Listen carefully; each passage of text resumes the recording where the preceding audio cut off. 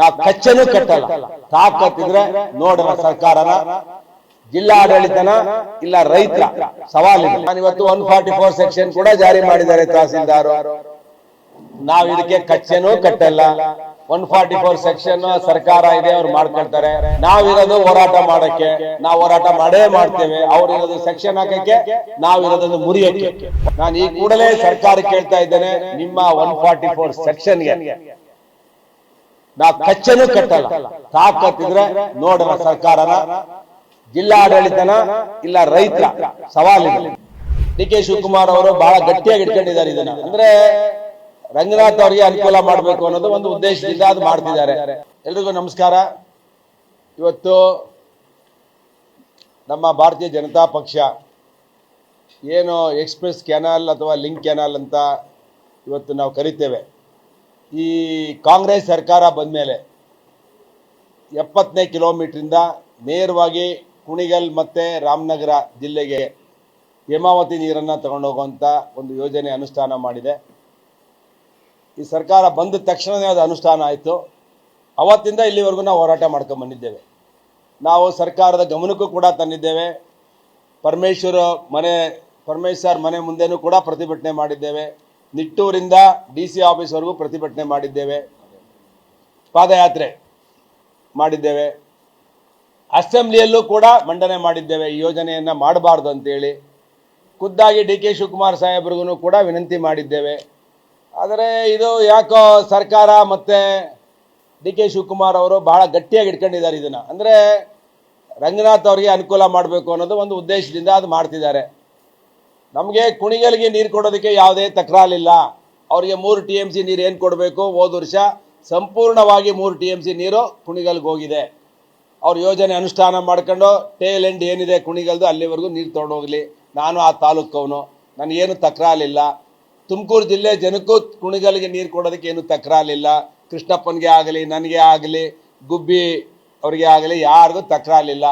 ಆದರೆ ಇಲ್ಲಿ ಒಂದು ಏನಪ್ಪ ಅಂತ ಹೇಳಿದ್ರೆ, ಡೈವರ್ಷನ್, ಮೂಲ ಯೋಜನೆಯನ್ನು ಮೊಟಕುಗೊಳಿಸಿ ನೇರವಾಗಿ ನೀರನ್ನು ತಗೊಂಡೋಗೋದಕ್ಕೆ ಇಡೀ ಜಿಲ್ಲೆಯಲ್ಲಿ ವಿರೋಧ ಇದೆ. ಮೂಲ ಯೋಜನೆಗೆ ಧಕ್ಕೆ ತಂದು ಡೈವರ್ಷನ್ ಮಾಡೋದಕ್ಕೆ ನಮ್ದೆಲ್ಲ ವಿರೋಧ ಇದೆ.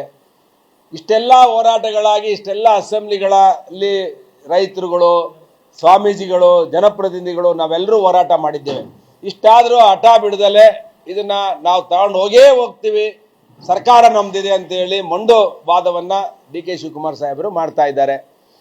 ನಾನಿವತ್ತು 144 ಸೆಕ್ಷನ್ ಕೂಡ ಜಾರಿ ಮಾಡಿದ್ದಾರೆ ತಹಸೀಲ್ದಾರು. ನಾವು ಇದಕ್ಕೆ ಕಚ್ಚನೂ ಕಟ್ಟಲ್ಲ. 144 ಸೆಕ್ಷನ್ ಸರ್ಕಾರ ಇದೆ, ಅವ್ರು ಮಾಡ್ಕೊಳ್ತಾರೆ. ನಾವಿರೋದು ಹೋರಾಟ ಮಾಡೋಕ್ಕೆ, ನಾವು ಹೋರಾಟ ಮಾಡೇ ಮಾಡ್ತೇವೆ. ಅವರಿರೋದು ಸೆಕ್ಷನ್ ಹಾಕೋಕ್ಕೆ, ನಾವಿರೋದನ್ನು ಮುರಿಯೋಕ್ಕೆ. 144 ಸೆಕ್ಷನ್ನ ಮುರಿತೇವೆ. ಯಾವುದೇ ಒತ್ತಡಕ್ಕೂ ನಾವು ಒಳಗಾಗಲ್ಲ. ಒಂದು ಸ್ಪಷ್ಟವಾಗಿ ಹೇಳ್ತೇನೆ, ಇದು ರೈತರಿಗೋಸ್ಕರ ಹೋರಾಟ ಮಾಡ್ತಿರೋದು. ನಾವ್ಯಾರೋ ನಮ್ಮ ಸ್ವಾರ್ಥಕ್ಕೆ, ಸುರೇಶ್ ಗೌಡನ ಸ್ವಾರ್ಥಕ್ಕಾಗಲಿ, MT ಕೃಷ್ಣಪ್ಪನ ಸ್ವಾರ್ಥಕ್ಕಾಗಲಿ, ಸೊಗಡು ಶಿವಣ್ಣನ ಸ್ವಾರ್ಥಕ್ಕಾಗಲಿ, ಸ್ವಾಮೀಜಿಯವರ ಸ್ವಾರ್ಥಕ್ಕಾಗಿ ಈ ಹೋರಾಟ ಮಾಡ್ತಿಲ್ಲ. ನಾವು ಮಾಡ್ತಿರೋದು ಜಿಲ್ಲೆಯ ರೈತರ ಹಿತಕ್ಕಾಗಿ ಹೋರಾಟ ಮಾಡ್ತಿದ್ದೇವೆ. ಇದು ಮರಣ ಶಾಸನ ಆಗಬಾರ್ದು. ತುಮಕೂರು ಜಿಲ್ಲೆಯಲ್ಲಿ ಬಹಳ ಜನ ಹೋರಾಟ ಮಾಡಿ ಹೇಮಾವತಿ ನೀರನ್ನು ತಂದಿದ್ದೇವೆ. ನಾನು ಈ ಕೂಡಲೇ ಸರ್ಕಾರ ಕೇಳ್ತಾ ಇದ್ದೇನೆ, ನಿಮ್ಮ 144 ಸೆಕ್ಷನ್ಗೆ ನಾವು ಕಚ್ಚನೂ ಕಟ್ಟಲ್ಲ. ತಾಕತ್ತಿದ್ರೆ ನೋಡೋಣ ಸರ್ಕಾರನ, ಜಿಲ್ಲಾಡಳಿತನ, ಇಲ್ಲ ರೈತರ ಸವಾಲಿದು. ಇದನ್ನು ಸವಾಲನ್ನ ನಾವು ಹಾಕಿದ್ದೇನೆ ಸರ್ಕಾರಕ್ಕೆ. ಜಿಲ್ಲಾಧಿಕಾರಿಗಳಿಗೆ ಹೇಳ್ತೇನೆ, ನೀವೆಲ್ಲ ಈ ಜಿಲ್ಲೆ ಅನ್ನ ತಿಂತಿದ್ದೀರಾ, ನೀವೆಲ್ಲ ರೈತರ ಮಕ್ಕಳಿದ್ದೀರಾ. ನೀವೇನಾದರೂ ಪೊಲೀಸ್ನವರೇ ಇರ್ಬೋದು, ತಹಸೀಲ್ದಾರೇ ಆಗಿರ್ಬೋದು, DC ಆಗಿರ್ಬೋದು. ಫಸ್ಟ್ ನಾನು ಹೇಳ್ತಾ ಇದ್ದೇನೆ, ಜಿಲ್ಲೆಯಲ್ಲಿರುವಂಥ ಪರಮೇಶ್ ಸಾಹೇಬ್ರಿಗೂ ಹೇಳ್ತಿದ್ದೇನೆ, ರಾಜಣ್ಣ ಸಾಹೇಬ್ರಿಗೂ ನಾನು ವಿನಂತಿ ಮಾಡ್ತೇನೆ, ಕೂಡಲೇ ಅಚ್ಚುಕಟ್ಟನ್ನು ಡಿಕ್ಲೇರ್ ಮಾಡಿ. ನೀರನ್ನು ನಾವು ಅಚ್ಚುಕಟ್ಟು ಡಿಕ್ಲೇರ್ ಮಾಡಿದ್ರೆ ಪ್ರತಿ ವರ್ಷವೂ ಕೂಡ 1 ಲಕ್ಷ ಹೆಕ್ಟೇರ್ಸು ಇದನ್ನೆಲ್ಲ ಕರ್ಟೈಲ್ ಮಾಡ್ಕೊಂಡು ನೀರು ಸೇವಿಂಗ್ಸ್ ಅಂತ ಹೇಳಿ ನೀರು ತೊಗೊಂಡೋಗುವಂಥ ಡೋಂಗಿತನವನ್ನು ಫಸ್ಟು ನಿಲ್ಲಿಸಬೇಕು. ನಾವೆಲ್ಲ ಜಿಲ್ಲೆ ಶಾಸಕರು ಮಾತಾಡ್ಕೊಳ್ತೇವೆ, ಏನು ಅಚ್ಚುಕಟ್ಟಿದೆ ಅದನ್ನು ಡಿಕ್ಲೇರ್ ಮಾಡ್ತೇವೆ. ಎಲ್ಲ ಕ್ರಾಪ್ಗೆ 2 ಕ್ರಾಪ್ಗೆ ಅಥವಾ 1 ಕ್ರಾಪ್ಗೆ ಇವತ್ತು ನಮ್ಮದು ಆದೇಶ ಇರೋದು. ಆ ಕ್ರಾಪ್ಗೆ ನೀರು ಕೊಡುವಂಥದ್ದನ್ನು ಈ ವರ್ಷದಿಂದ ಇಂಪ್ಲಿಮೆಂಟ್ ಮಾಡುವಂಥ ಕೆಲಸವನ್ನು DC ಅವರು, ಹೇಮಾವತಿಯವರು ಕೂಡಲೇ ಮಾಡಬೇಕು. ಕುಡಿಯೋ ನೀರು ಬಿಟ್ಟು ಬೇರೆ ಕೆರೆಗಳಿಗೆ ತುಂಬಿಸುವಂಥ ನೀರುಗಳನ್ನು ತಕ್ಷಣ ರದ್ದು ಮಾಡಿ ಎಲ್ಲ ಕ್ರಾಪ್ಗೆ ನೀರು ಕೊಡುವಂಥ ಕೆಲಸಗಳನ್ನು ಸರ್ಕಾರ ಮಾಡಬೇಕು ಅಂತೇಳಿ ಈ ಸಂದರ್ಭದಲ್ಲಿ ಆಗ್ರಹ ಮಾಡ್ತೇನೆ. ಹೇಳ್ರಿ ನೆಕ್ಸ್ಟ್.